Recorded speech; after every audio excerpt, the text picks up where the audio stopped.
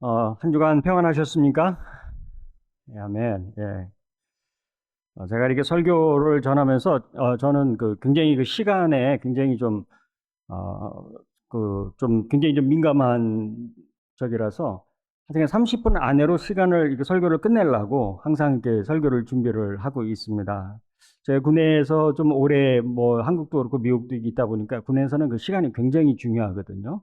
뭐, 13시까지 모여라 했는데 안 모이면, 그러면 그냥 안 모였는가 보다 하는 게 아니라 그냥 그거는 생명하고도 직결될 수 있는 그런 큰 문제인 것이죠. 그래서 이제 시간을 제가 좀 준수를 하려고 노력을 하는 편입니다. 그래서 30분 동안 정신 바짝 차리시고 조는 분 한 분도 없이 잘 들어주시기를 바라겠습니다.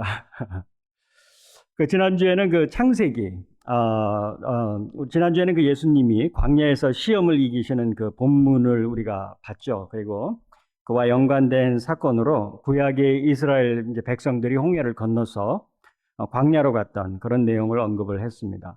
이 두 가지 사건은 서로 연결이 되어 있습니다. 그리고 한편으로는 대조되는 메시지를 전하고 있습니다. 제가 이렇게 설교를 하면서 좀 어떨 때는 조금 약간 좀 이렇게 강의식으로 들릴 수도 있다는 것을 제가 알고는 있습니다. 그런데 좀 성경의 그 전체적인 좀 맥락을 좀 전하기 위해서 좀 큰 시야를 가지실 수 있도록 하는데 좀 한 석 달은 좀 포커스를 맞춰서 말씀을 전했습니다. 어쨌든 고린도전서 10장 1절에서 2절에서 바울은 우리 조상들이 다 구름 아래에 있고 바다 가운데로 지나며 모세에게 속하여 다 구름과 바다에서 세례를 받고 침례를 받고, 원래는 좀 침례가 더 맞는 말이죠. 그러니까 물속에 완전히 잠겼다 나오는 받고라고 하였습니다. 그러니까 바울이 출애굽 사건을 이해를 한 것은 침례로 봤습니다. 그거를 고린도전서에서 말하고 있으니까요. 예수님 경우에도 요단강에서 세례를 받으시고 곧 광야로 인도하심을 받으셨습니다. 돌들로 떡을 만들라고 하는 마귀의 유혹에 예수님이 답하신 것도 신명기 8장 2절에서 3절에 있는 이스라엘 백성들의 광야에서의 시험에 관련된 홍해를 건너고 하는 시험에 관한 말씀에서 인용을 하신 것이거든요. 그러니까 분명히 그 사건을 의미하고 있다는 걸 예수님께서 말씀을 하신 거죠. 이스라엘 백성들은 가나안 정탐을 하러 간 사람들이 40일 동안 정탐을 했는데 돌아와서 굉장히 부정적인 리포트를 했습니다. 그래서 그 말을 듣고 하나님과 모세를 원망하고 이제 비방하였죠. 그래서 이제 하나님이 너희들이 정탐한 하루를 1년으로 쳐서 내가 40년을 광야에 두시겠다라고 말씀을 하셔서 이스라엘 백성들이 이제 40년을 거기에 있었던 것입니다. 예수님은 광야에서 40일 금식을 받으신 후에 이제 금식하후에 시험을 이기신 것이죠. 그러한 예수님의 시험에 이기심에는 이러한 배경이 있는 것입니다. 전하고자 하는 메시지는 성경은 모세에게 속한 자들은 실패했지만 예수님에게 속한 자들은 이제 앞으로 어떻게 될 것이다라는 것을 이제 보여주시는 것이죠. 그래서 지난주에 본문에 대한 적용으로 우리 믿음의 확실성에 대해서 말씀을 드렸습니다. 나의 믿음의 근거는 예수님의 사역과 예수님의 승리하심에 있다는 것입니다. 이런 거를 이제 보여주는 것이거든요. 예수님께서. 그러니까 예수님의 사역은 그냥 하늘에서 뚝 떨어진 그런 구약과 동떨어진 사건이 아니라는 것입니다. 구약과의 연장선상에서 이루어지고 있는 것이고, 우리가 이것을 볼 때 앞으로 이루어지지 않은 일들이 어떻게 이루어질 것인가, 거기에 대한 확신도 가질 수가 있는 것이죠. 말씀을 통해서요. 하나님이 처음부터 구원 사역을 어떻게 시작해서 이루어 오셨는가를 보면서 우리가 더 확실한 믿음을 가질 수 있다. 그래서 이러한 성경 말씀의 적용으로 거룩한 절제를 말씀을 드렸습니다. 행복해지길 원하지만 그러나 무엇이든지 지나치면 오히려 그 행복이 더 이상 행복이 되지 않는다는 것입니다.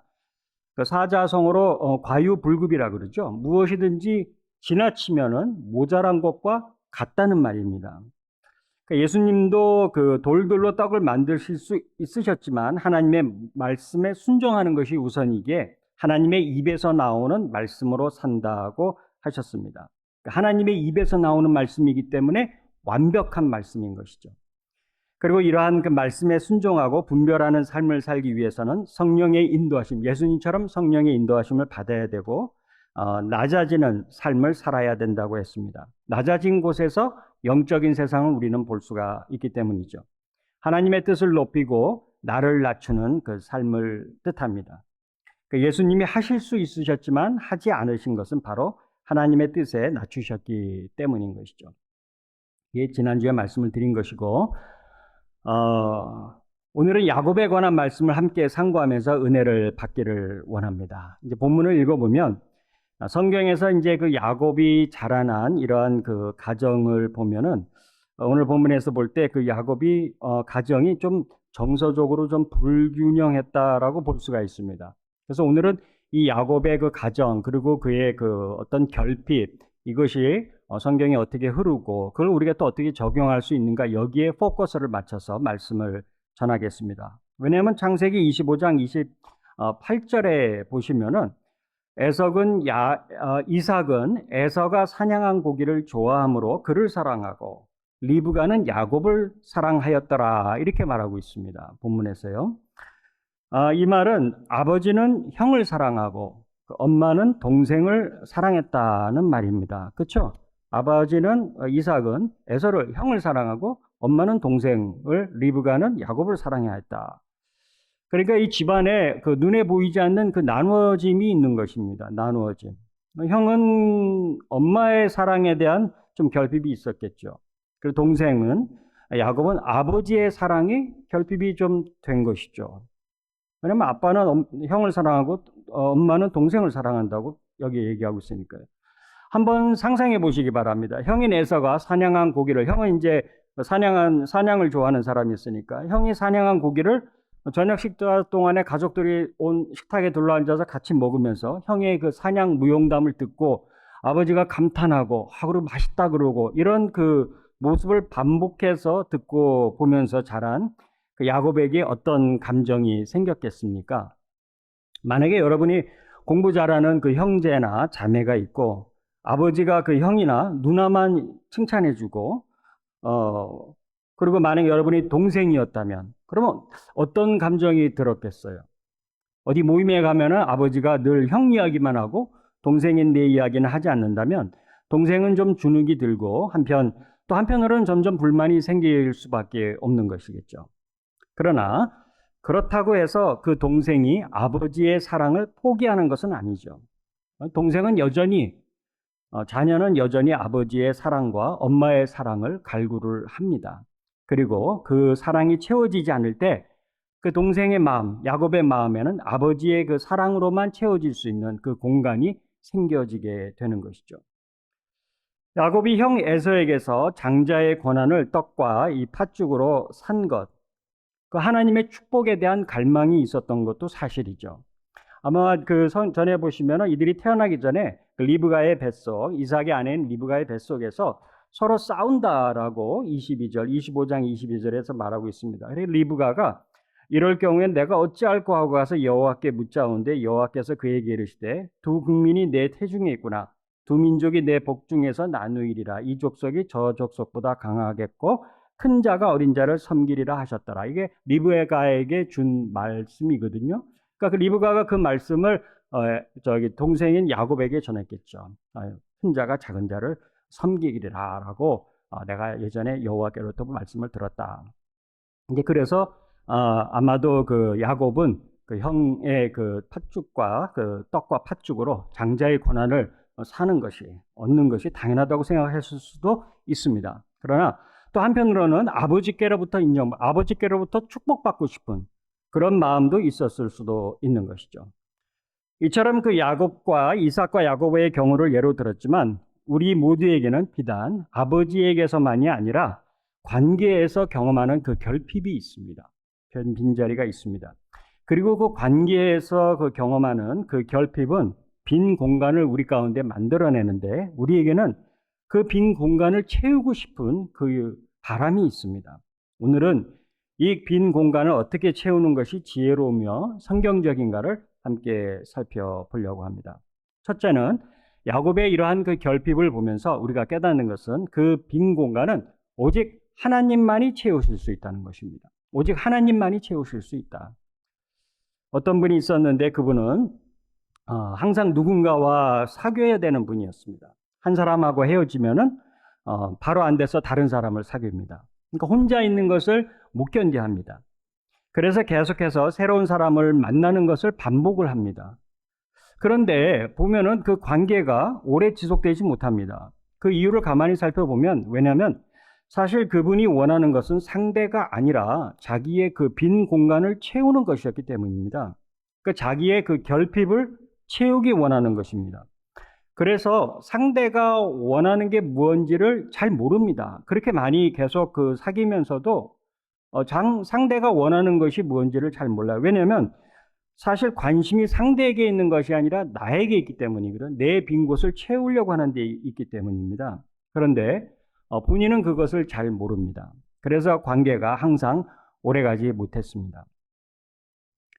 오래전에 어떤 그 청년하고 이야기를 한 적이 있습니다. 근데 그녀는 그 어머니의 그 사랑을 갈구하는데 어머니가 그 자신을 인정하지 않는다고 했습니다. 인정을 받고 싶은데 인정을 해주지를 않는 것이죠. 이 문제가 그 청년의 마음을 굉장히 힘들게 하는 그 요인들 중에 하나였습니다. 그래서 그 청년의 마음을 이해 못하는 것은 아니었지만 조언을 해주길 상담을 하면서 어머니에 대한 그 기대의 리스펙트의 그 기준을 낮추라고 조언을 해주었습니다. expectation을 lower해라. 왜냐하면 어머니가 바뀔 가능성은 없어 보였기 때문이죠. 그러니까 현실적인 어머니, 내가 경험하는 어머니와 자신이 바라는 그 이상적인 어머니 사이에 그 기대를 좀 낮춰라. 그래서 그 갭을 줄이라고 이야기를 상담을 해주는 것이죠. 그럴 때 현실에서 경험하는 그 모습과 자신이 바라는 그 모습, 이상적인 모습 사이에 그 갭이, 불균형이 줄어들 수 있기 때문이고 그만큼 정신적인 고통도 줄어들 수 있기 때문인 것이죠. 이와 유사하게 여러분과 저는 관계에서 와지는 크고 작은 결핍을 경험하며 삽니다. 우리 중에 어떤 분은 아버지로부터 이런 결핍을 경험했을 수도 있고 그 대상이 어머니일 수도 있고 또 형제나 자매 또는 배우자일 수도 있습니다. 아니면 또 그 대상이 자녀일 수도 있습니다. 직장에서 아니면 상사냐 동료들이나 친구들일 수도 있습니다. 그런데 오늘 말씀을 통해서 우리가 알아야 할 것은 꼭 그 결핍이, 그 빈 곳이 나의 부정적인 요소가 될 필요는 없다는 것입니다. 우리가 신앙의 눈으로 보면 부족한 것은 나의 마음을 가난하게 만들어서 우리가 하나님을 찾는 디딤돌이 되곤 합니다. 예수님은 심령이 가난한 자는 복이 있나니 천국이 저희 것이며라고 마태복음 5장 3절에서 말씀을 하셨습니다. 우리가 세상에 복잡한 삶 속에서 여러 가지 일들로 꽉 차 있을 때는 하나님을 모실 수 있는 공간이 없습니다. 너무 바쁘고 너무 타이트하기 때문에. 그러나 이렇게 나의 빈 공간, 때로는 외롭고 쓸쓸해 보이는 공간에 하나님을 초대할 때 우리는 그곳에서 하나님이 임재하시는, 하나님이 계시는, 하나님을 통한 참된 만족과 평안을 얻을 수가 있는 것이죠. 그래서 나의 삶에 이런 관계로 인한 결핍이 있을 때 나는 그 결핍을 세상에서 찾는 것으로 채우려고 끊임없이 노력하기보다는 스탑하고 하나님이 주시는 위로와 은혜를 갈구해야 되는 것입니다. 어떤 사람은 남으로부터의 그 인정을 갈구합니다. 인정에 목마르합니다. 근데 본인은 그걸 잘 몰라요. 성공에 몰두합니다. 그러나 실제로는 무언가 내 안에 채워지지 않는 그 빈 공간을 채우려고 하는 것이죠. 그러나 아무리 채워도 채워지지 않습니다. 성공하고 나서도 돈을 많이 벌고 나서도 여전히 내 안에 있는 공간, 더 커진 그 공간을 보기 때문인 것이죠. 요즘 그 시끌시끌한 그 앱스타인 파일에 나오는 언급된 사람들을 보면 세상적으로 하나 부러울 것 없는 그런 사람들입니다. 다 성공한 사람들입니다. 하지만 그들은 자신의 빈 공간을 성적인 것으로 채우려고 했던 사람들입니다. 그러나 아무리 채우려고 해도 그 공간은 채워지지가 않습니다. 지난주에 예수님이 하나님의 입에서 나오는 모든 말씀으로 산다고 하셨습니다. 이 말씀을 저는 하나님의 입에서 나오는 말씀, 이게 도대체 무슨 뜻인가? 정말 차를 타고 가면서 걸어가면서 밥을 먹으면서 계속 묵상하면 이 도대체 무슨 말씀일까? 제가 깨달은 것은 그 하나님의 입에서 나오는 모든 말씀이라는 것은 하나님의 입에서 나왔기 때문에 완벽한 말씀이다라는 것을 깨달았습니다. 우리의 입에서 나오는 말은 다 불완전한 말이지만 하나님의 입에서 나오는 말씀은 완벽한 말씀이시다. 그래서 나의 불완전함을 완벽한 말씀으로 채워야 됩니다. 세상으로부터 오는 행복이나 쾌락 또는 안정으로 채워지지 않습니다. 시큐리티로 채워지지 않습니다. 채워지지 않는데도 불구하고 계속 채우려고 하다 보면 그것이 어느덧 이제는 나도 모르게 그 채우려고 하는 수단에 노예가 되어 있는 것을 보게 됩니다. 거기에 끌려다니게 되는 것이죠. 행복해지려고 했는데 오히려 더 행복해지지 않는 것입니다. 야곱은 하나님께로부터 오는 위로를 구하기보다는 자신의 힘으로 그 결핍을 채우려고 했습니다. 아버지와 형 이삭을 속여서라도 축복을 받아내고야 말았습니다. 그러나 세상적인 방법들은 항상 그 대가를 치르게 합니다. 행복해지려고 했는데 야곱은 행복해지지 못했습니다. 결과적으로 형을 피해 도망가야 되었고 형도 떠나고 아버지도 보지 못했고 자기를 사랑하는 그 어머니도 리브가도 떠나야 됐습니다. 결국에는. 성도 여러분, 시편 107편 9절에서 그가 하나님의 사모하는 영혼에게 만족을 주시며 줄인 영혼에게 좋은 것으로 채워주심이로다고 하셨습니다. 이 시간 하나님이 주시는 그 채워주심을 갈망하시고 경험하시길 바랍니다. 하나님은 우리의 영혼을 채워주시는 분입니다. 나의 영혼은 하나님만이 채우실 수 있는 빈 공간이 있습니다. 비워짐을 통해서 그곳에 하나님을 초대하시기 바랍니다. 하나님이 나의 삶에 주시는 새로운 의미와 가치를 발견하실 수 있기를 바랍니다. 주님은 사도 바울의 강구에 이렇게 말씀하셨습니다. 그리고 바울은 고백하기를 내 영혼이 약한 데서 온전해짐이라고 고린도후서 10장 9절에서 말하였습니다. 자신의 약함의 그 의미와 가치를 깨닫게 된 것인데 약한 데서 온전해진다. 약한 데서 온전해진다. 이것은 그리스도 안에서만 가능한 것이죠. 우리는 약한 것을 강하게 만들려고 합니다. 우리는 약한 것을 보면 참지를 못합니다. 그거를 강하게 만들어야 됩니다. 그러나 바울은 강한 것을 약하게 만들었습니다. 그래서 그리스도의 능력만이 나타나게 하였던 것이죠. 하나님 우리가 찾으면 만나 주십니다. 이 시간에도 하나님을 찾으시기 바랍니다. 하나님은 나를 만나 주십니다. 잠언 8장 17절에서 나를 사랑하는 자들이 나의 사랑을 입으며 나를 간절히 찾는 자가 나를 만날 것이니라고 하였습니다. 하나님을 찾으시고 하나님이 채워주시기를 소망하시기 바랍니다. 하나님의 나의 부족함을 채워주시고 오늘 부른 찬양처럼 시편 23편에서 여호와는 나의 목자시니 내게 부족함이 없으리로다고 하는 이 고백이 그냥 하는 고백이 아니라 정말 나의 경험을 통해서 정말 하나님이 나를 채워주시고 하나님만이 나의 목자가 되시는구나. 나에게는 부족함이 없구나라고 하는 그러한 고백이 있으시기를 바랍니다. 둘째로는 우리는 모두 어딘가 부족한 사람들이라는 것입니다. 그래서 먼저 서로를 있는 그대로 받아줄 수 있어야 됩니다. 사실 이 편애의 모습은 이삭과 리브가에게서만 발견되는 것은 아닙니다. 이 아브라함 가문을 쭉 한번 살펴보면은 이야기를 보면 이거는 사실 대를 이어서 내려오는 불균형이었습니다. 아브라함으로부터 시작해 보면 아브라함의 아들인 이삭은 사라에게서 낳은 유일한 아들이었죠. 아브라함에게 다른 아들들이 있었지만 이삭에게 특별히 많은 사랑을 주었습니다. 그래서 하나님도 아브라함을 시험하실 때 이렇게 말씀하십니다. 네 아들, 네 사랑하는 독자 이삭을 바치라고 하셨습니다. 그러니까 네 아들, 네 사랑하는 독자 아들, 네가 그렇게 사랑하는 아들, 그 이삭이 자라서 사랑을 듬뿍 받고 자란 이삭이 자라서 자녀를 낳아서 오늘 본문에서처럼 에서와 야곱을 낳았는데 이삭은 에서를 편애했습니다. 그리고 야곱이 형의 축복을 중간에서 가로챈 것이죠. 이번에는 그 야곱이 결혼을 해서 12자녀를 낳았는데 그 중에서 유독 요셉을 선호했습니다. 성경에 보시면. 그래서 창세기에 나오는 대로 그에게만 채색 옷을 입히고 요셉은 형의 질투의 대상이 되었습니다. 또 그렇게 사랑을 독차지해서 자란 요셉도 형들이 자기의 꿈을 꾸고 나서는 형들의 그 볏집단이 내 볏집단에게 절하더이다 이렇게 이야기를 하고 해와 달과 하늘의 별들이 11별들이 절하더이다 자기에게 절하더이다 이렇게 이야기를 하고 또 성경에 보면은 형들이 잘못한 것을 아버지에게 보고하는 어떻게 보면은 조금 철이 없다고나 할까요? 그런 소년이었습니다. 그러니까 사랑을 지나치게 받고 자란 막내 아들 같은 모습이었습니다.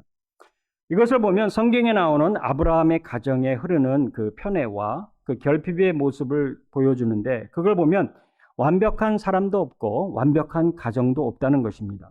사랑을 안 줘도 문제지만 사랑을 넘치게 줘도 문제인 것이죠. 그래서 우리는 내 아버지를, 내 어머니를, 내 배우자나 내 자녀나 내 동료나 내 친구나 내 연인이나 그 모습 그대로 인정하고 사랑해 줘야 됩니다. 있는 그대로, 같은 교회 식구들도 있는 그대로 먼저 받아들일 수 있어야 되는 것이죠. 그런데 여기서 중요한 것은 무엇보다도 나 또한 내 자신을 있는 그대로 받아들일 수 있어야 됩니다. 내가 내 자신을 받아들이지 먼저 인정해주지 못하면 남을 인정할 수가 없습니다. 상처받은 나, 부족한 나를 있는 모습 그대로 받아들일 수 있어야 됩니다. 하나님 앞에서 창조된 귀한 존재로 나를 받아들일 수 있어야 됩니다. 우리가 하나님께 나아갈 때도 마찬가지입니다. 내가 고쳐지고 새로워져서 좀 달라져서 하나님께 나아가는 것이 아니죠. 나의 있는 모습 그대로 나아가야 됩니다. 하나님은 우리를 있는 그대로 받아주신다고 했습니다. 있는 그대로, 현재의 모습 그대로 나아오라고 하셨습니다. 깨끗하게 하고 충분한 자격을 갖춘 후에 하나님께 나아오라고 하지 않으셨고, 이 모습 그대로, 너의 모습 그대로 나아오라고 하셨습니다. 너희를 있는 그대로 받아주시겠다는 것이죠. 기독교는 하나님은 저 높은 사다리 위에 계시고 우리가 공을 계속 쌓아서 한 단계 한 단계 올라가야만 만날 수 있는 그런 종교가 아닙니다. 이사야 1장 18절에서 너희 죄가 주홍 같을지라도 눈과 같이 혀질 것이요 라고 하셨습니다. 나의 모습 있는 그대로 하나님께 나아가실 수 있기를 바랍니다. 먼저 내가 내 자신을 인정을 하고 하나님께 나아가실 수 있기를 바랍니다. 우리는 무언가 만족스럽지 않거나 부족하거나 그렇게 생각하면 자꾸 그것을 고치려고 합니다. 그러나 내가 나를 고쳐야 될 대상, 바꿔야 될 대상, 무언가로 채워야 될 그러한 대상으로만 보기보다는 먼저 나의 있는 모습 이대로 나를 내가 사랑할 수 있어야, 내가 나를 사랑할 수 있어야 이웃을 사랑할 수 있고 하나님을 사랑할 수 있는 것이죠. 내가 나를 사랑하지 못하는데 어떻게 이웃을 사랑하고 하나님을 사랑할 수 있겠습니까? 우리는 다 부족한 자들입니다. 아브라함 가문을 보시지 않았습니까? 나를 인정하고 나를 억셉하고 그리고 이웃을 억셉하고 인정하고 하나님께 나도 나아갈 수 있는 것이죠. 세 번째로는 우리는 하나님의 그 모티브가, 나의 삶에 있어서의 그 빈 곳을 채우려고 하는 모티브가 하나님이 동기가 돼야 되고 하나님을 나의 빈 곳으로 초대해야 됩니다. 오늘 이야기를 쭉 이어서 나가면은 야곱은 이제 그 형을 피해서, 에서를 피해서 삼촌 그 라반의 집으로 가죠. 거기서 그의 그 라반의 딸 레아와 라헬을 만났습니다. 레아가 언니고 라헬이 동생이죠. 사랑에 목말라 하던 야곱은 둘째인 라헬을 보자 첫눈에 반했습니다. 그래서 라반에게 말합니다. 내가 7년을 일하겠으니까 라헬을 달라고 했습니다. 내 빈 곳을 채우겠다는 것이죠.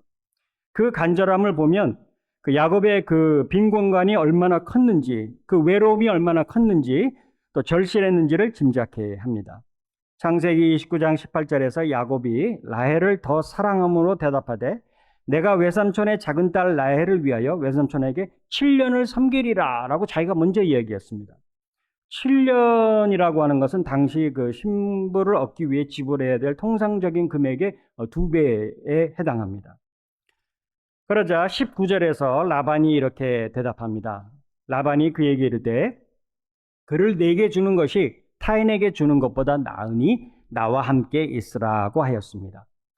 그러니까 삼촌인 라반은 라헬을 주겠다고 했지만 직접적으로 어떻게 주겠다라고는 대답하지 않았습니다.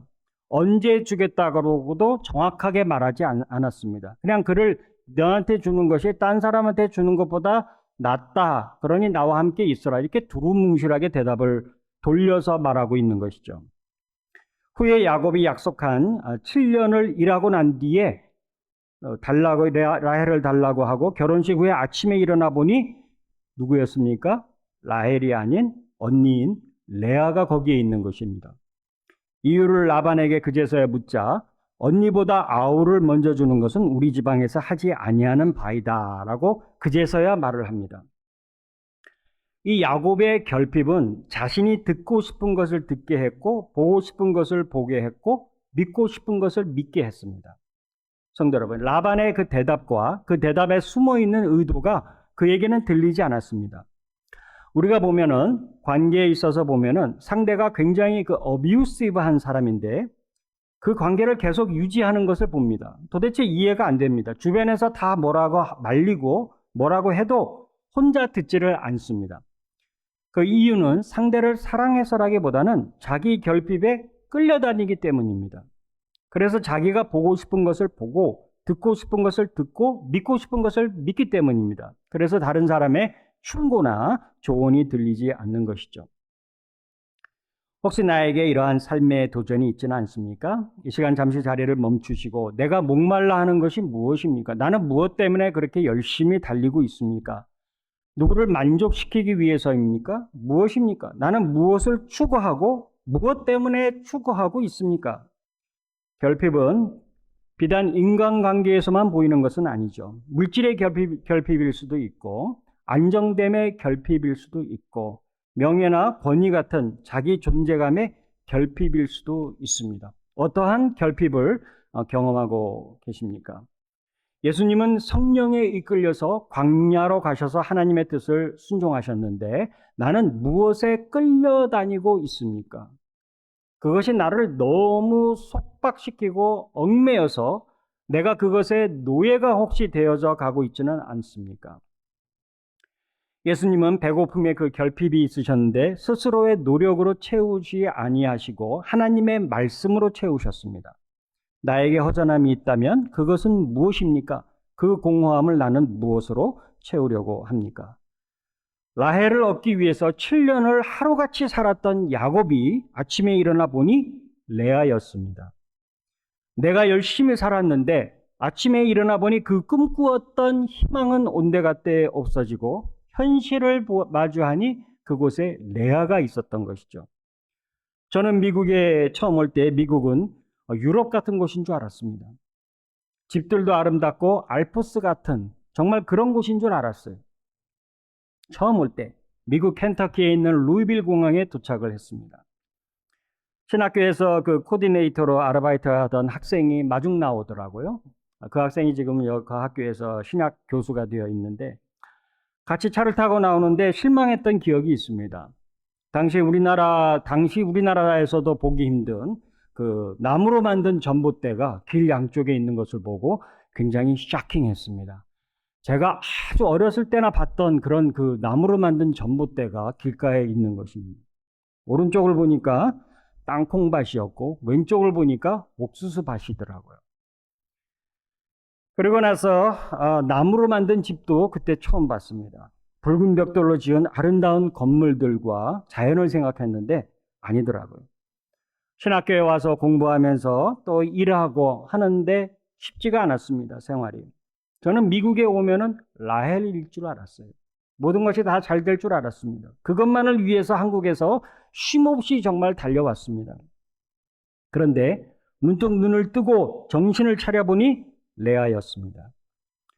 성도 여러분, 여러분의 삶에 있어서 라헬은 무엇입니까? 무엇이 동기가 되어서 지금까지 쉼없이 달려오셨습니까? 무엇을 바라오고 살아오셨으며 무엇을 꿈꾸고 계십니까? 무엇을 채우려고 달리고 있습니까? 그 모티브가 무엇이고 동기가 무엇입니까? 거기를 한번 잠깐 멈추고 한번 들여다봐야 되는 것입니다. 좋은 직장 갖고 돈 많이 벌면 라헬을 발견할 수 있을 것 같습니까? 아닙니다. 건강하면 라헬을 발견할 수 있을 것 같습니까? 아닙니다. 아침에 일어나 보니 레아였던 그러한 현실을 혹시 마주하고 계십니까? 지난 시간을 돌아보며 그동안 라헬을 쫓아왔는데 결국에는 내 옆에 있는 것은 레아였구나. 인생이 계획대로 된 것이 없고 생각대로 되지 않았던 현실을 마주하고 계십니까? 우리가 이 시간에 하나님을 나의 빈 곳으로 초대할 수 있기를 바랍니다. 과거의 실패나 실수가 있었다면 이 시간 하나님을 바라볼 수 있기를 바랍니다. 지나간 시간은 되돌릴 수 없지만 우리의 빈 공간에 하나님을 초대할 수는 있는 것이죠. 아브라함도 완벽한 사람이 아니었고 이삭, 야곱 그리고 요셉을 흐르는 그 라인을 보면 모두 부족한 사람들이었습니다. 실수가 많았습니다. 그런데 그 실수와 실패의 그 이면에는 여전히 하나님의 섭리가 흐르고 있었습니다. 하나님의 구원의 그 계획이 그들을 통하여서 그 실수와 부족함을 통하여서 그 라인을 흐르면서 예수에게 이르기까지 하나님이 행하시는, 일하시는 그 역사가 있었던 것이죠. 야곱을 통해서, 유다를 통해서 예수 그리스도로 이어지게 하셨습니다. 사람의 실패나 사람의 실수와도 하나님이 하시는 일을 스탑시킬 수는 없습니다. 그것까지도 사용하셔서 하나님의 뜻을 이루십니다. 내가 그리스도 안에 있을 때, 하나님을 내 안에 채울 때 우리는 실패라는 없고 패배라는 없다는 것을 알게 되는 것이죠.